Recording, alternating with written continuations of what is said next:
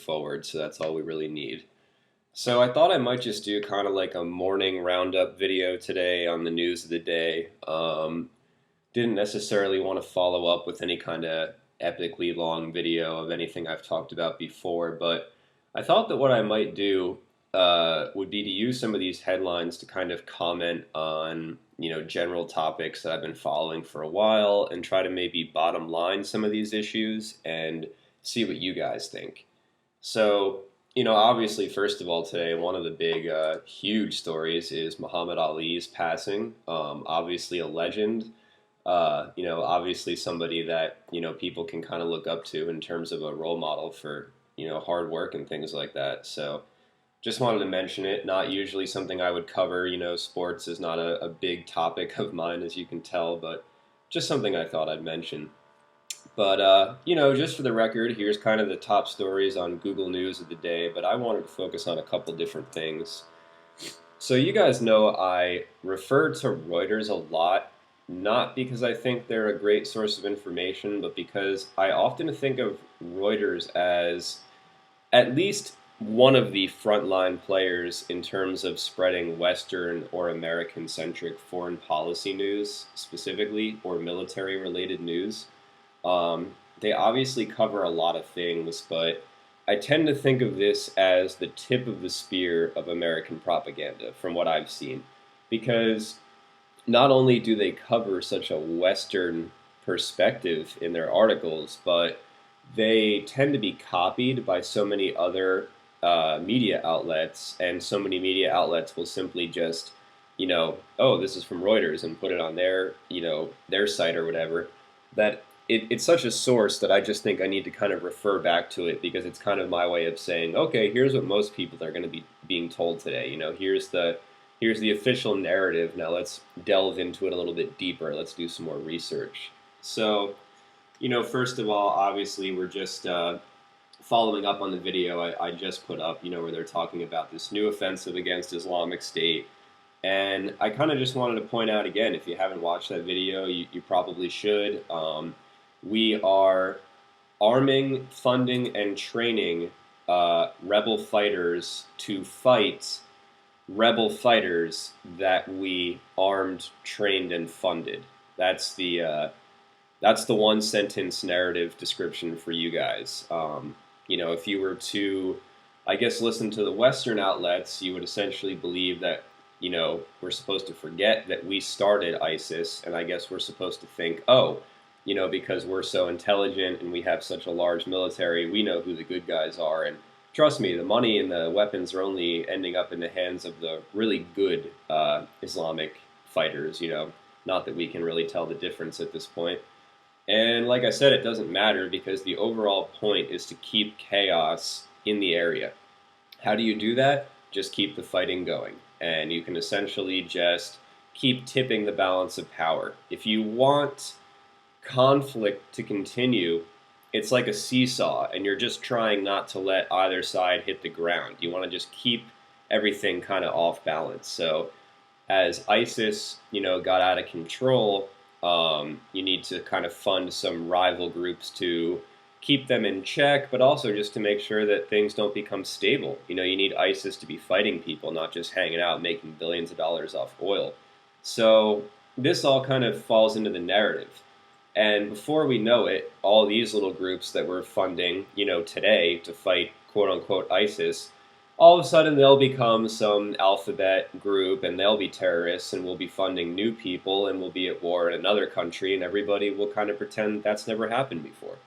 So I just want you guys to see this as, I wouldn't call it an emerging pattern because it has certainly emerged, but a continuing pattern. So anyway, just to kind of follow up on that, retired generals and diplomats urge Obama to keep Afghanistan troop level.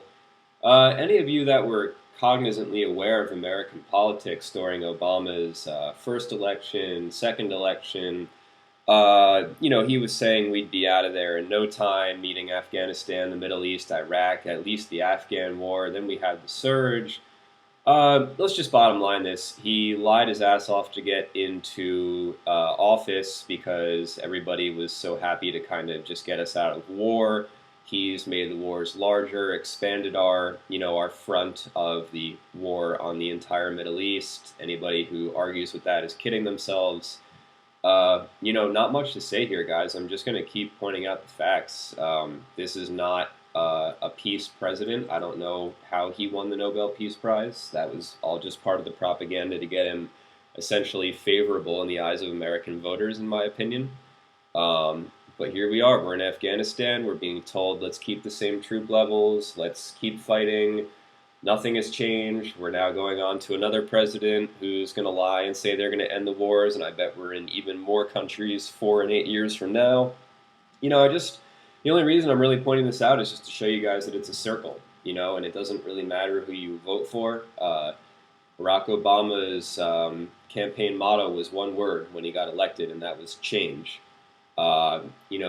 This is a headline that I could have seen 8 years ago, except it wouldn't have been Obama. It would have been Bush or something. But at the same time, keep the troops fighting, keep the dollars flowing to Lockheed Martin and Boeing and all those companies, Raytheon that make the weapons, keep Israel happy, keep them receiving all the free money and free weapons that they have. Everybody makes a ton of money. Politicians get re-election dollars, and the cycle continues, and we get to pretend that we're there for some other reason. Now, of course, the New York Times is kind of a joke at this point, and I sort of just wanted to mention the Benghazi article, I guess partially just for my own entertainment, just to kind of show, like, hey, the left is still pretending that Hillary is innocent. Isn't that funny? But at the same time, Benghazi is a pretty simple issue, guys, and it's one which highlights the political divide that we have here in America. This is a very simple thing to explain. I've done it in past videos. It's really not complicated at all. The embassy in Libya, the American embassy, was being used as essentially a depot, a weapons depot. And weapons were being stored there and then being sent to Syria, to ISIS, to help fight Assad. Now, this was happening during the time that, Libya was kind of still more in the headlines as an active conflict. This is not the, long past Gaddafi era as we kind of are now. Not that it's been that long, but, it's been a little while. And so we weren't really supposed to know on the surface that America was involved in Syria. This is when we were pretending that we weren't involved. We were just spectators, even though we were doing everything. So it obviously would be rather inconvenient for anybody to admit that here we are, not only wrongfully in Libya and unjustifiably, but we're now sending weapons to a country that we're claiming we're not involved in, kind of like Iran-Contra.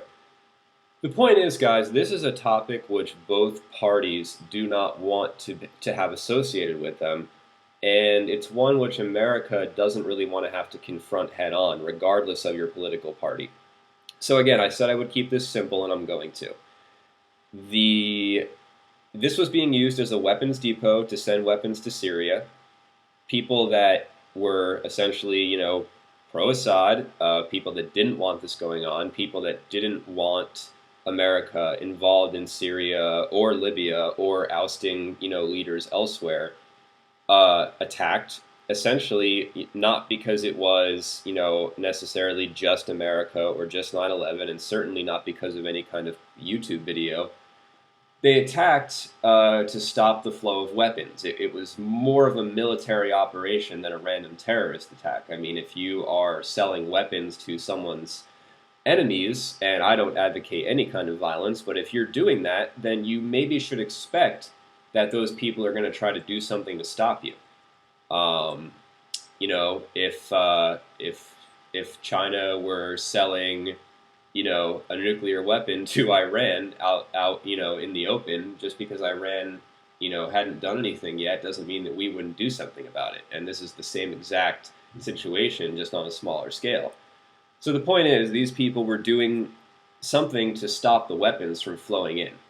Now, basically, this is an issue in which the political football is being used to cover up what really happened in order to perpetuate the overall American narrative.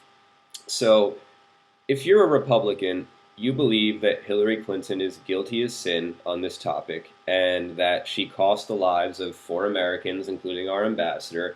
She should have done more, she should have gotten more defense in there, whatever. That's what you think.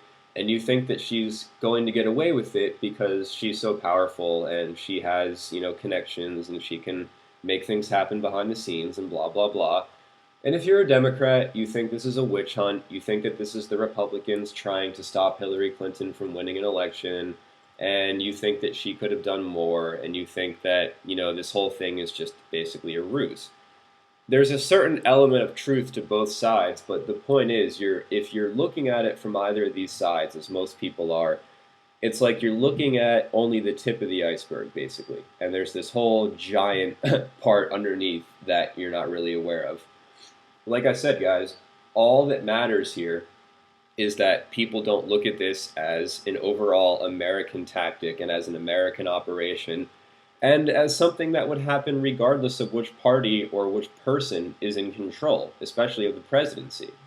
So again, Republicans are angry because they just think, hey, here's Hillary getting away with something again, and they're not going to change their mind, and they hated her anyway. And the Democrats are going to say this is nothing to worry about, this is Republicans just being dickheads, and they're going to ignore it. And the point is, both sides point the fingers at each other, and nothing gets solved, and nobody knows anything about weapons going to Syria. So we're good, because Democrats and Republicans already hated each other. So this is what's really going on, and I'm kind of hoping that people start to look at it as an American deception rather than just Republicans trying to cover up or Democrats trying to cover up. This is Americans using the political system, the political polarization of our culture to hide the real truth from its voters. That's what's going on.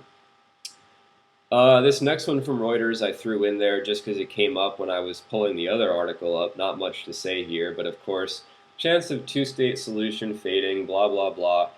Anybody who thinks a two-state solution is even something that can happen during the time that the current Israeli administration is in is food go further right. We've seen them embrace, just more and more violent rhetoric. It's been played out in their actual policy. When it comes to speeches to American politicians, we hear excuses. We hear that they want to do it, but they need this, they need that. And every time that some kind of progress seems like it's on the horizon, the Israelis back out, or they make an excuse, or they do this and they do that. Guys, this is a quick one. We need to stop lying to ourselves. Israel does not want peace. They do not want a two-state solution. They don't want anything. It's not about being recognized as a Jewish state. It's about a takeover. They want the land, they want the new oil field they found, and they want those Palestinians that they despise so much out of their territory. This is a campaign of racism, this is a campaign of resources, and this is a campaign of money. This has nothing to do with a rocket being lobbed over the wall into Israel. That's all a lie. It's been a lie from day one. We need to stop pretending that these people care about peace. It's a cash grab. Stop kidding yourself.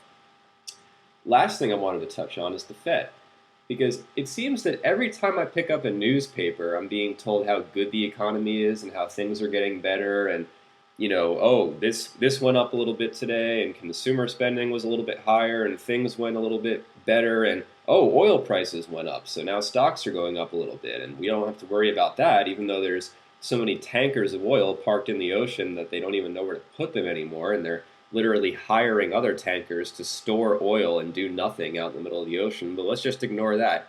Except every time the Fed actually is expected to do something, it turns out, it's not quite good enough. It's a weaker than expected report.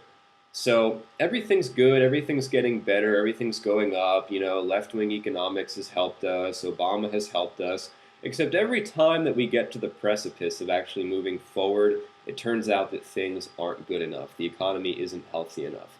So once again, guys, we're boiling the frog. You're told everything's good, it's getting better, you're going to be okay. But just when you think, hey, we really are getting better, it turns out, no, that was all a lie. We don't have to change interest rates.